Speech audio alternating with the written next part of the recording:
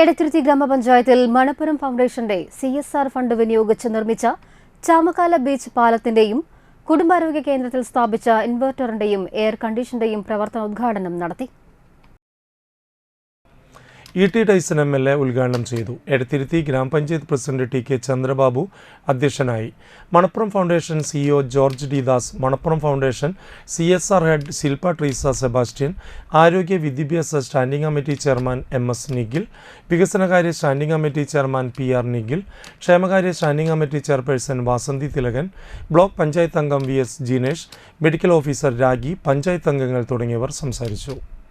Chamakkala beach ടൂറിസവുമായി ബന്ധപ്പെട്ട് ഘട്ടം ഘട്ടമായി നടത്താൻ തീരുമാനിച്ചിട്ടുള്ള പ്രവൃത്തികളുടെ DPR കൈമാറ്റവും ചടങ്ങിൽ നടന്നു.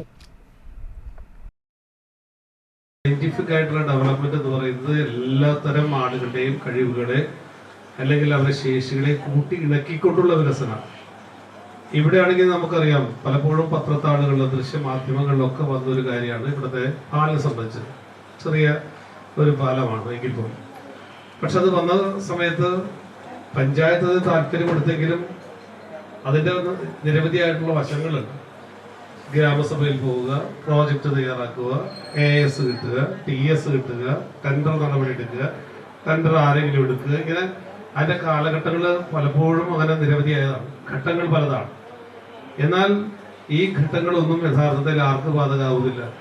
ഒരു CEO എന്നുള്ള അർത്ഥത്തിൽ അതിൻ്റെ ബന്ധപ്പെട്ട ജോർജ് സാറിനോ അതുപോലെ തന്നെ ശില്പമാടോ അല്ലെങ്കിൽ മണപ്പുറം ഫൗണ്ടേഷൻ അവർ തീരുമാനിച്ചാൽ CSR ഫണ്ട് ഉപയോഗിച്ച് ഈസി ആയിട്ട് നടപ്പാക്കാൻ കഴിയും. ഇതാണ് രണ്ടും തമ്മിൽ വ്യത്യാസം.